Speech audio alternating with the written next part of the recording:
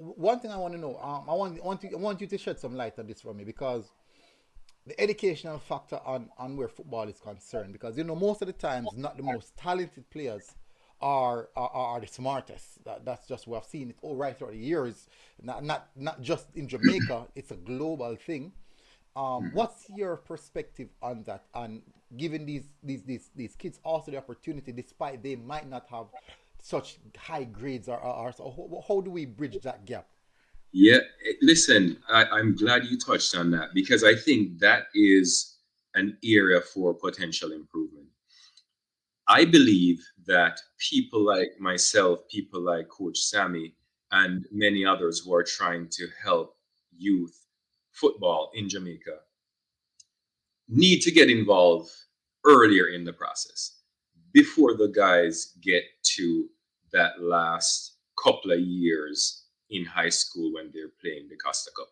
We need to start having conversations with them at the U14, U16 level when they're early in their high school career and advise them at that point of what they're going to need at the end of their career in order to make themselves even more marketable. Because what I see now happen, MG, is that some of the players who are the better talents don't have the grades to go directly into a Division One program. And statistically, the Division One programs are the ones that lead to the MLS draft picks. If you look at it over the number of years, you'll see most 90% or more of the MLS, the Jamaican MLS draft picks, came out of Division One institutions. So if you're getting making that jump to Division Two, fantastic for your career and your education and your long-term trajectory. But if you have an idea of and an ambition to play in Major League Soccer, then Division One is really where you want to land. So I think we need to start having the conversation with these young men at U16 level, U14 level about listen, you can't just ignore the grades and just do what it the bare minimum to get by. And then come fifth form, you're gonna get a few CXCs, CSECs, you're not going to have the body of work to qualify for Division One if that's the approach. So I think that we need to have some conversation, some education earlier in the process about what the end game might look like with these young men. And that's a very, very interesting topic in my view because, as I said, we need to get involved with these players as early as possible.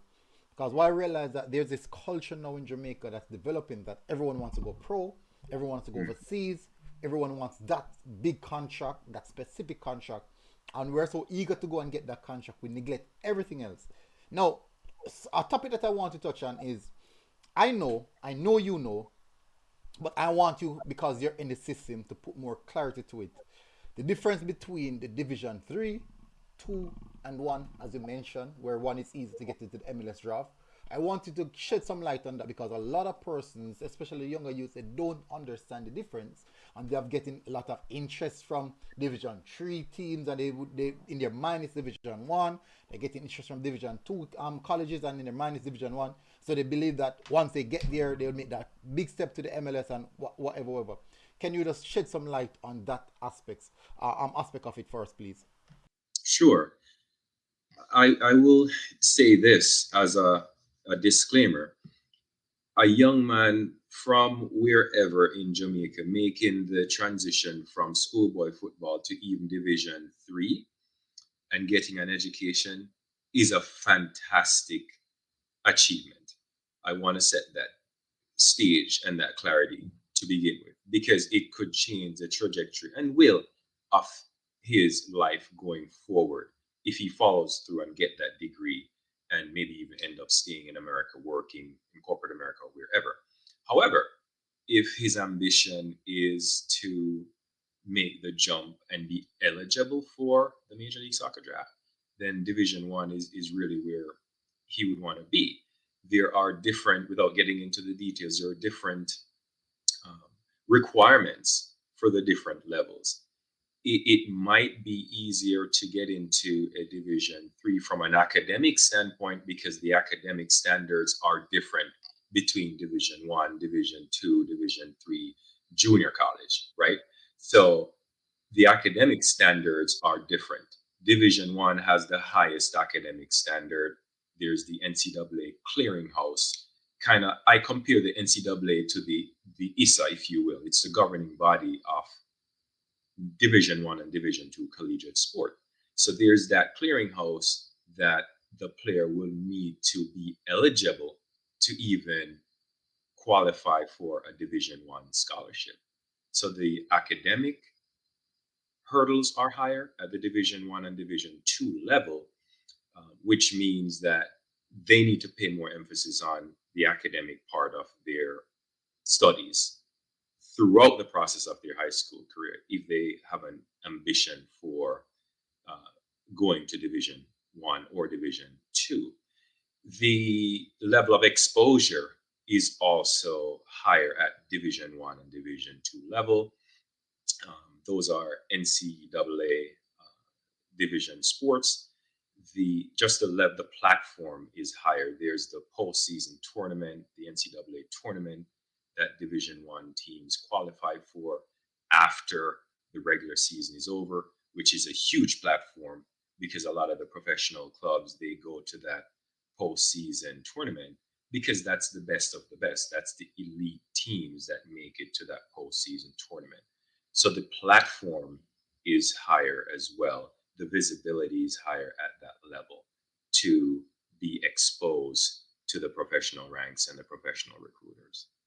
All right, well said, well said. Another, One more thing I wanted to add yeah. too, the the financial resources are also higher at the Division 1 and the Division 2 level. So what I'll see is some players who are eligible for junior college or Division 3, they typically have to try to come up with some of the scholarship money themselves because the lower tier that you go, the financial resources are Limited. less. So if you're trying to get that full scholarship, Mhm. you need to be thinking about Division 1 because as you go lower, even the financial resources become more constrained. All right. So let me put it in this perspective now. Say I'm extremely talented, right? But I'm not smart. Most persons that football will probably say the same thing about me. So I'm not smart. And I got the opportunity to play for Division 3 team, and I took that opportunity, and I'm now there. Yeah. How easy or how difficult is it, I should say, for me to make the transition from the Division 1 team and from the Division 3 team to pounce into a Division 3 team? How Division 2 teams? Sorry, my apologies. How difficult would Mhm. that be for me? And what are some of the areas that I would need assistance or need to fix up to make that transition? Because I would fall into Division 3, but because I'm so good, Division 2 teams are also looking at me and other Right. interests. But still, because of the academics and stuff, it's still kind of Yeah. shady. Give us some shed Right. some light on that one. Yes. You have to start where you can fit in, right? So Mm-hmm. if your academics put you at even a junior college, a 2 year institution, or a Division 3, that's where you got to start. At the end of the day, MG, it comes down to productivity. If you're at whatever division you're at, junior college Division 3, and you're producing, you're scoring goals, you're having clean sheets, you're shutting out people, you're leading the nation in junior college at shutouts if you're a goalkeeper, or clean sheets, or whatever the case may be, or goals if you're an attacking player. If you're producing, regardless of where you're at, if you're producing at that elite level, you're going to draw some eyes to you. You're going to draw some eyes to you. So I would say that what you would need to do to make the jump is to go ball out and produce at the level that you are at, and that will draw eyes to you. Like, hold on a second, this Division 3 striker is leading the nation in goals, and this is his freshman year. He just got to this institution. There might be something there. Let's see if we can investigate it. So I think it starts with having that level of productivity wherever you get in, and as well as doing what you need to do academically to lift your standard to be eligible for making a jump up to the next level. So you can't come into the division 3 or junior college and still be passive with the academics like you were in high school, which caused you to get to that level to begin with. You're going to have to improve that. And in my experience, regardless of the level of institution, these colleges, universities, junior colleges, they put the resources behind the players, one, to keep them eligible because they did all this work to get them there. But at the end of the day, the player has to take advantage of the resources that is before them.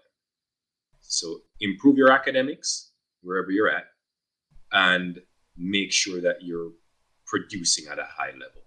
And you'll get eyes on you to be able to make that transition to a higher division.